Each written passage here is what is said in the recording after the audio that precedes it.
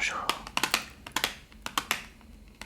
Aujourd'hui, je vais colorier la suite de ce livre de coloriage pour adultes que j'avais commencé à colorier la page, celle-ci, dans une vidéo en anglais. Et je vais en même temps vous parler du livre La sélection de Kiera Cass, K-I-E-R-A-C-A-S-S,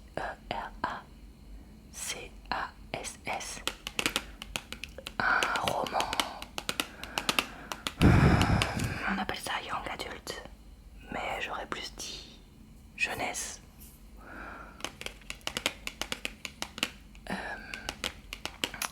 Dystopique, donc qui se passe dans un monde futur que j'ai terminé il y a quelques jours. Alors, je sais que la plupart d'entre vous ne liront jamais ce livre, puisque la plupart d'entre vous n'êtes pas ni des jeunes femmes, ni intéressés par ce genre de roman. Mais je fais ce résumé pour déjà, parce que je trouve ça toujours sympa de raconter une histoire dans une vidéo ASMR, mais aussi au cas où il y en a que ça intéresse, ou de savoir ce qui se passe dans le livre 1, parce que ils ont oublié et ils souhaitent lire le livre 2, ou parce que vous connaissez quelqu'un qui pourrait être intéressé par ce livre ou qui a lu ce livre, ou savoir pourquoi ce livre a connu le succès qu'il a connu, etc., etc.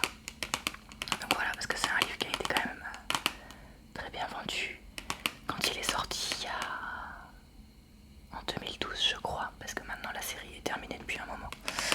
Donc voilà. Alors par contre, je préviens, je vais expliquer tout ce qui se passe dans le premier tome. D'accord? Enfin, c'est un résumé, mais je résume jusqu'à la fin, pas juste le début. Donc si jamais vous n'avez pas lu ce livre et que vous souhaitez le lire, surtout ne regardez pas la vidéo en entier, d'accord? Voilà.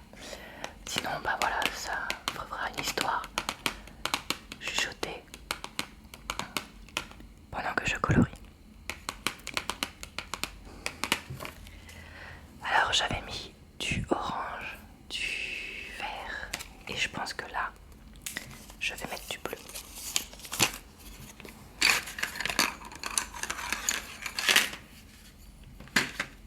Et ce bleu-ci.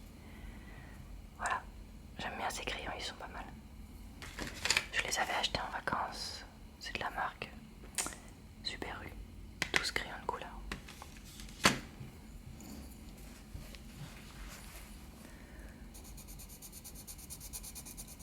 Donc, l'histoire du roman La sélection commence commence dans une famille dont le nom de famille est Singer, donc chanteur. C'est une famille qui est ce qu'on appelle 5. Alors dans le livre, en fait, il y a des castes qui ont été créés donc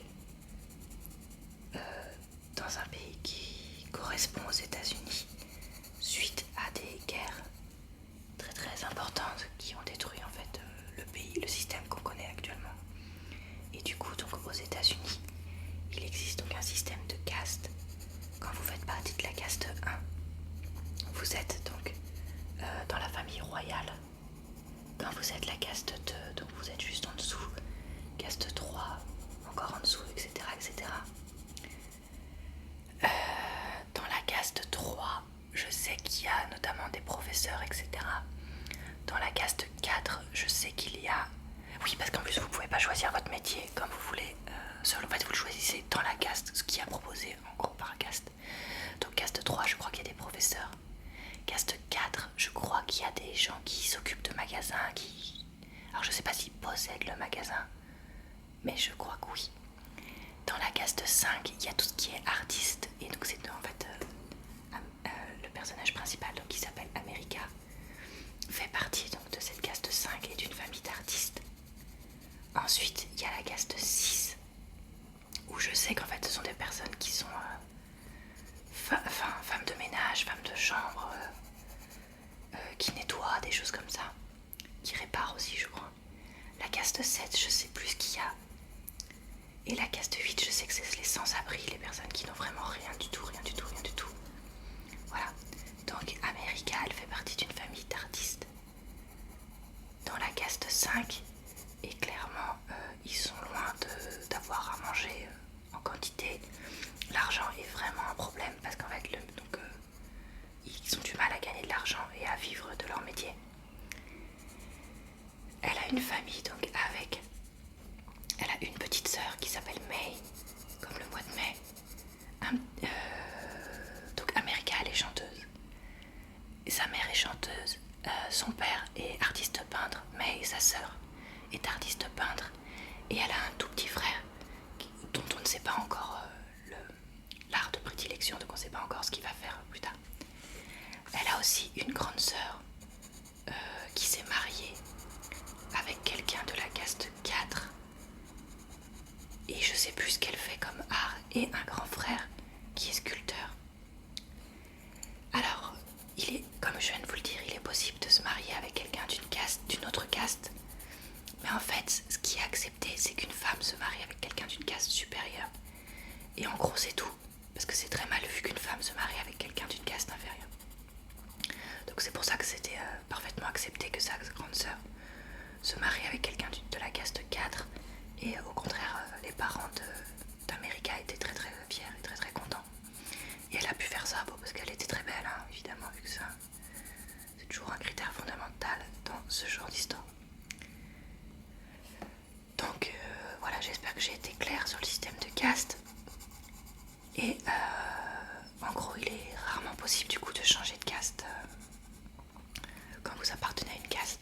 Plus vous montez dans la société, enfin dans les castes, je parle, plus vous montez quand vous allez vers le 2, 1, d'accord. Là, moins vous crevez de faim, plus vous avez de l'argent et tout ça.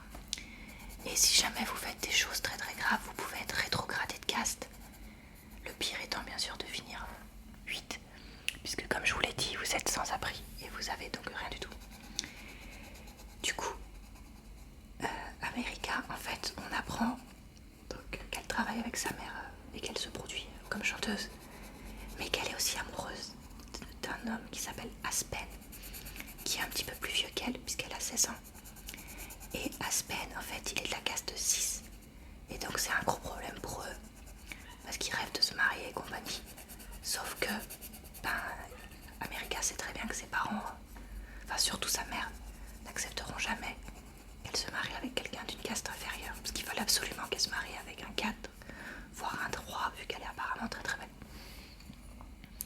Et qu'elle est assez intelligente et tout et tout. Et donc du coup, ils se voient en secret, sans consommer, puisqu'en fait c'est interdit dans les lois de coucher avant d'être marié dans cette société. Donc voilà, donc ils se voient en secret, ils se font des bisous et tout. Aspen vit pas très bien le fait que America vienne d'une caste supérieure à lui, parce qu'en fait il veut absolument être capable donc promulguer, de donner en gros tout ce dont elle a besoin à la femme qu'il veut épouser. Sauf que le problème c'est que donc lui il est 6, du coup il gagne vraiment rien du tout, alors qu'il travaille énormément et qu'il a déjà sa famille à aider, puisque leur père est décédé, son père plutôt est décédé il y a très longtemps. Il y a quelques années, du coup c'est lui qui est l'aîné et qui s'occupe un peu de tout le monde. Du coup voilà, donc il est vraiment très très gêné par le fait que il peut pas donner à America tout ce qu'elle pourrait avoir en restant 5, puisque être 5 c'est quand même être un peu moins pourri qu'être 6. Donc voilà. Alors ce qu'il faut savoir, c'est que donc dans ce pays futur, c'est une monarchie, et en fait il y a toutes les générations ce qu'on appelle la sélection. Donc en fait les princes de la monarchie prennent au hasard une fille de chacune des provinces du pays. Donc il y a 35 provinces, donc une fille de chacune des provinces du pays, et elles vont au palais et le prince en choisit une parmi les 35 qui sont là. Et en fait donc là là, dans l'histoire, il y a Maxon, donc le prince qui est fils unique, qui est en âge donc de choisir une femme, c'est-à-dire en gros il a 18 ans. Et du coup, il va y avoir donc la sélection. Évidemment, les parents d'America veulent qu'elle se présente, mais elle ne veut pas vu qu'elle veut se marier avec Aspen. Aspen a 2 sœurs qui sont en âge de se présenter, donc elles vont aussi se présenter, machin et tout. Et là, Aspen tient absolument à ce que America se présente en lui disant je t'aime tellement, je veux que tu aies la possibilité d'avoir une vie meilleure au palais, au moins le temps que le prince fasse son choix, voire même si le prince te choisit toi, bah vivre comme une reine et tout au palais. Enfin comme une princesse plutôt, parce que pour l'instant le roi et la reine ne sont pas morts. Du coup, America, bon bah elle dit oui, même si elle est pas très partante au début. Et en plus sa mère lui dit en même temps, si jamais tu remplis la fiche de candidature, j'accepte que tu ailles travailler toute seule et plus seulement avec moi, et que du coup tu gardes 50% de ton salaire quand tu travailles toute seule. Et donc là, America, elle se dit, comme de toute façon, il y a très peu de chances que je sois choisie pour la sélection, vu qu'il y a quand même des centaines de milliers de filles qui vont se présenter partout, et qui n'en prennent que 35. Si je suis pas sélectionnée, Aspen sera content parce que je me serais quand même présentée et en plus j'aurais de l'argent. Donc je pourrais payer mon mariage et aussi payer donc les formalités administratives qui vont avec le fait qu'une femme soit rétrogradée de caste. Parce que comme je vous l'ai dit, c'était très mal vu. Donc elle se dit, bon de toute façon dans tous les cas je suis gagnante, donc je me présente. Donc elle va se présenter. Là elle apprend qu'en fait c'est pas vraiment une sélection au hasard mais plus une vraie sélection. Et en fait, quand elle va se présenter, donc il y a la mère d'Aspen et les 2 sœurs d'Aspen qui sont là aussi, donc c'est elle qui lui explique ça. Et en fait, elle lui dit que Aspen est en train d'économiser un petit peu pour se marier avec quelqu'un. Et donc là, America, elle est trop contente parce qu'elle rêve de se marier avec Aspen. Mais elle pensait pas qu'Aspen allait être sur le point de faire sa demande, vu que là, apparemment, donc il a quand même un petit peu de sous de côté. Enfin, pas suffisant, mais bon, ça commence à mettre de côté. Du coup, elle est trop contente. Donc, sur la photo qu'ils prennent d'elle et tout, elle sourit, mais genre à mort. En plus, bon, bah, elle, mec, elle parle 3 langues et tout ça, parce que ça, elle les a apprises, vu qu'elle est chanteuse et tout, bref. Voilà, donc elle a quand même un profil qui est bien. Donc voilà, donc elle rentre chez elle et quelques jours après, elle voit Aspen comme régulièrement. Et là, il lui dit, non, mais tu seras jamais assez bien. Je serai jamais assez bien pour toi, ça sert à rien, je veux pas que tu changes de caste, je veux plus qu'on se voit, je te quitte. Donc évidemment elle a le cœur brisé. Et là, à l'émission hebdomadaire sur la famille royale, Tintintin, America est prise dans sa candidature. Évidemment c'était gros comme une maison, hein. Donc voilà. Et du coup, donc, elle va au palais. Sur le chemin, elle rencontre donc d'autres filles, d'autres provinces et tout. Et elle se lie d'amitié donc, avec une fille qui s'appelle Marley. Et donc elles arrivent au palais parmi donc, les 35 candidates. Donc évidemment, c'est là que le livre commence à devenir un minimum... Enfin, l'histoire prend un vrai tournant. Après, moi j'ai vraiment bien aimé le début avec le système de caste, l'explication et tout ça. Parce qu'en fait, c'est très réaliste. Notamment tous les passages où ils expliquent que la famille crève de faim et tout. Enfin, j'ai trouvé que c'était vraiment bien expliqué. Et c'est surtout que ça nous remet un peu à notre place dans notre pays où, quand même, on a la chance pour la plupart de manger à notre faim et de pas être trop malheureux. Enfin, c'est pas être trop malheureuse, je me suis mal exprimée, mais d'avoir le choix, en fait, c'est plus ça que je voulais dire. Donc d'avoir le choix de pouvoir manger à notre faim et d'avoir vraiment des possibilités, que ce soit le choix de notre emploi, le fait de vraiment pouvoir gagner de l'argent et être payé par rapport au travail qu'on fait. Je sais bien qu'il y a des gens qui travaillent comme des fous et qui sont payés le SMIC en France. Et là, en fait, en gros, quand on est une caste 5, 6, 7, on est vraiment payé très peu. Et à peine même pas de quoi survivre. Enfin, il y en a quand même plein qui meurent et tout ça.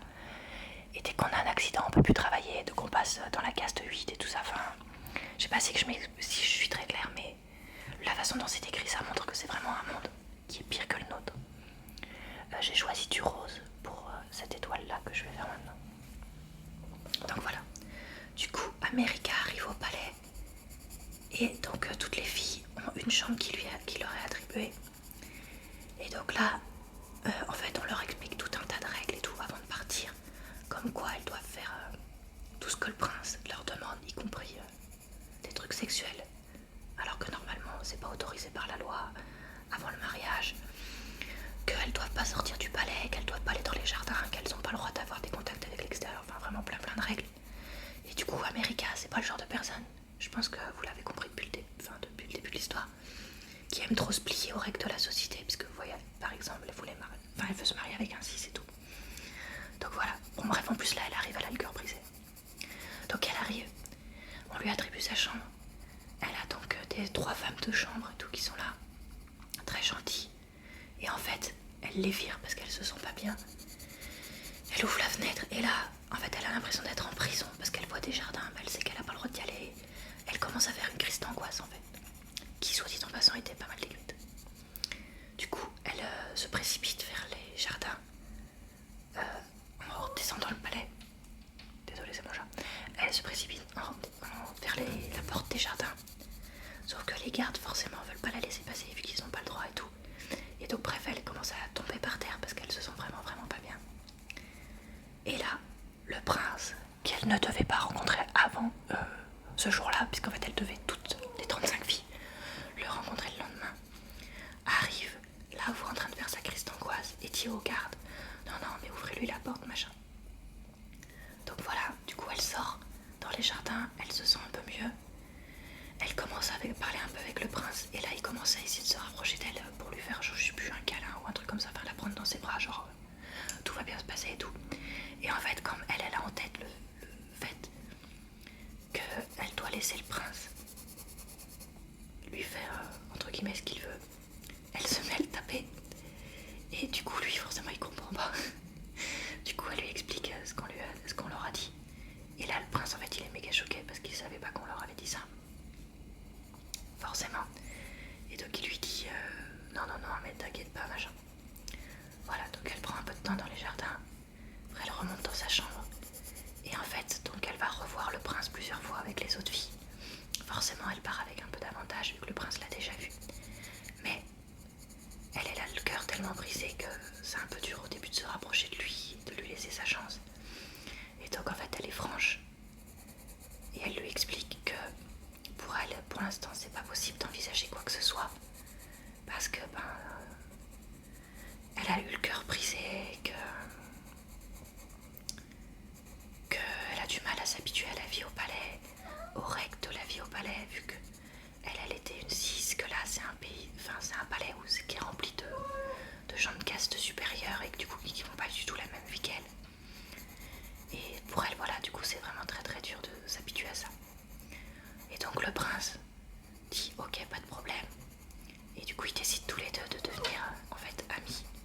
Et donc elle lui dit je serai ta personne de l'intérieur pour t'aider. Je suis désolée, il y a mon chat qui couine devant la fenêtre, évidemment, quand je commence la vidéo. Donc voilà. Et donc au fur et à mesure du temps, là les jours passent, donc voilà, le prince part un peu avec toutes les filles. America est de plus en plus attirée par le prince parce qu'en fait il est beau, il est gentil, machin. Et elle se dit bon, de toute façon Aspen ne voulait plus de moi, je suis coincée ici. C'est vrai que le prince est quand même pas mal, enfin voilà, elle est troublée par ça. Donc voilà. Et évidemment en plus le prince, lui, est en train de tomber amoureux d'elle et il lui dit machin et tout. Donc elle se dit bon, il est amoureux de moi, il est beau gosse, il est sympa, machin. Est-ce que ça voudrait vraiment? Est-ce que je pourrais pas, finalement, contrairement à ce que je pensais au début, envisager cette vie de princesse? Et là, retournement de situation. Aspen, le 6 dont elle était amoureuse et qu'il avait largué, a été en fait pioché au hasard pour faire partie de la garde royale. Parce qu'en fait tous les hommes à 19 ans sont entrés dans je sais pas, un système de sélection de l'armée. Et en gros, il y en a qui vont vers l'armée. Et une fois qu'ils sont sélectionnés pour faire l'armée, il y en a qui seront donc pour la garde royale et d'autres qui seront envoyés sur le champ de bataille. Parce qu'en fait, la Nouvelle-Amérique, là, est en guerre contre la Nouvelle-Chine, je crois. Oui, c'est ça, la Nouvelle-Chine. Donc, voilà. Du coup, évidemment, il a été sélectionné. Évidemment, il a été ensuite sélectionné pour faire partie de la garde royale, puisqu'il est intelligent, machin et tout. Et donc là, au moment où Maxon commençait à lui plaire, hop, son amour depuis des années, parce qu'elle était quand même amoureuse de lui depuis longtemps avant, revient. Et comme il fait partie de la garde royale, il devient automatiquement de caste 2. Et elle, comme elle fait partie de la sélection, devient automatiquement de caste 3. Du coup, il est de caste supérieure et elle peut parfaitement se marier avec lui si jamais elle n'est pas prise dans la sélection. Parce qu'en fait, les filles qui sont pas prises sont entre guillemets remises en circulation dans la caste 3. Et du coup, elles peuvent se marier avec qui elles veulent, tout ça. Et du coup, voilà. Donc là, Aspen, son amour revient. Il lui dit, je regrette et tout, machin, je t'aime encore et tout. Et elle est méga troublée parce que d'un côté, Maxon lui plaît de plus en plus, mais d'un autre côté, elle a aimé Aspen pendant des années. Il lui a fait du mal parce qu'il a largué. Mais il est maintenant possible qu'elle se marie avec lui si elle arrête la sélection et tout ça. Donc du coup elle dit à Maxon, oui écoute, pour l'instant j'ai quand même besoin de temps parce que je suis vraiment trop troublée par la vie au palais, le fait d'être princesse et tout et tout et tout. Et voilà, et pendant ce temps-là on a Aspen qui lui dit, qui se rend compte qu'évidemment Maxon lui plaît et qui lui dit, écoute, prends le temps que tu veux, je te respecte même si tu veux épouser Maxon et tout ça, je comprends, blablabla.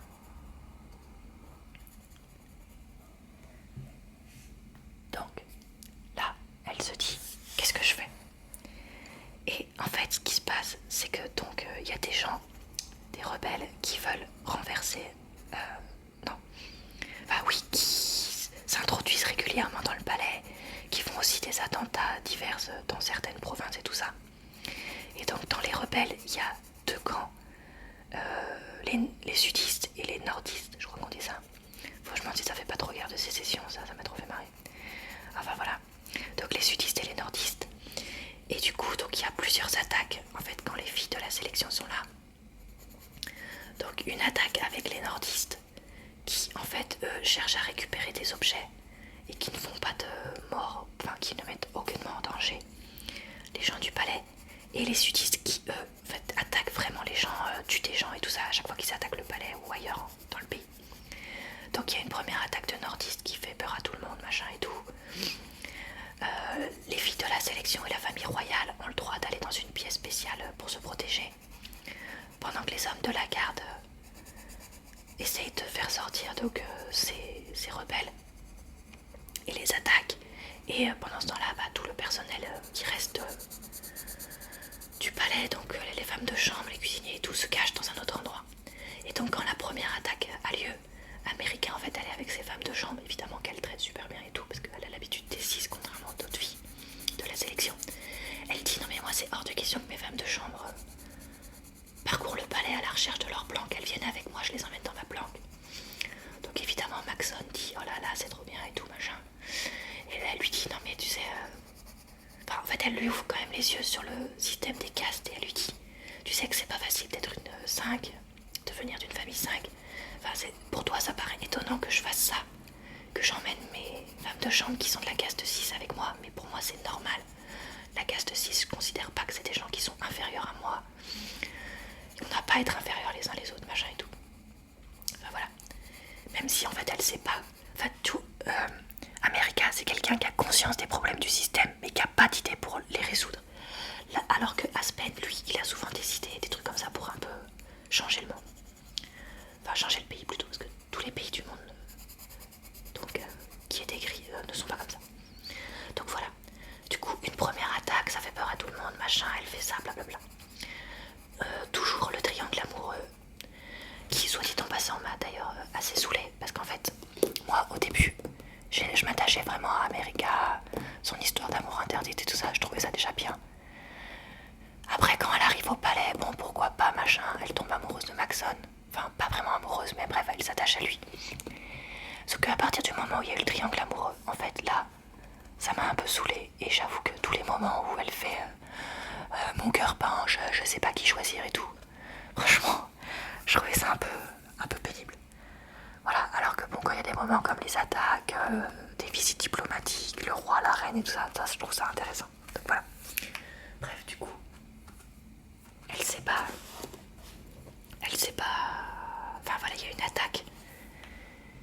Et elle sait pas quoi faire. Après, en fait, il y a une autre attaque. Et cette fois, comme c'est les sudistes, parce que là, la première, c'était les nordistes, il y a carrément des gardes qui sont tués et tout. Et donc, en fait, il y a des filles à qui ça fait méga peur. Et donc là, Maxon, qui avait déjà éliminé certaines filles, parce qu'en fait, il faut qu'il élimine régulièrement des filles, décide, comme les filles ont peur et que ça les met en danger d'être au palais, gna gna gna, parce qu'il y a plus de danger d'être au palais, vu que c'est là qu'ils attaquent quand même essentiellement les rebelles, il décide de sélectionner uniquement 6 filles qu'on appelle l'élite. Et il prend les 6 filles avec lesquelles il a le plus d'affinité, dont évidemment America. Et donc il choisit ces 6 filles et il renvoie toutes les autres chez elle. Et le livre donc se finit là-dessus avec donc America qui est choisie parmi les 6 filles et plein d'autres filles donc, qui sont renvoyées chez elle. Et du coup, toujours Aspen avec qui elle hésite de se marier et de dire à Maxon, donc je quitte la sélection pour me marier avec Aspen. Ou elle hésite aussi avec le fait de se marier avec Maxon et du coup vivre une vie de princesse, parce qu'en fait il y a des moments où elle est contente de s'imaginer avec Aspen et d'autres moments elle est contente de s'imaginer avec Maxon. Donc voilà, donc le livre se finit sur ce nouveau retournement de situation. Et après il y a le tome 2 que j'ai commencé à lire et que peut-être que je vous résumerai dans une autre vidéo. Voilà, j'espère que vous avez aimé cette longue vidéo, je crois que c'est ma plus longue vidéo. Je sais que j'ai pas mal caché quand je colorie, mais en fait, comme c'est sur la page de droite, vous voyez, du livre et que je suis droitière, c'est difficile pour moi de colorier comme ça, donc j'espère que ça vous a pas trop gêné. J'espère que la vidéo provoquait quand même un petit peu de sensation ASMR parce que j'étais un peu passionnée par l'histoire du livre. Et j'espère que donc elle vous a plu. Allez, à très bientôt dans une nouvelle vidéo.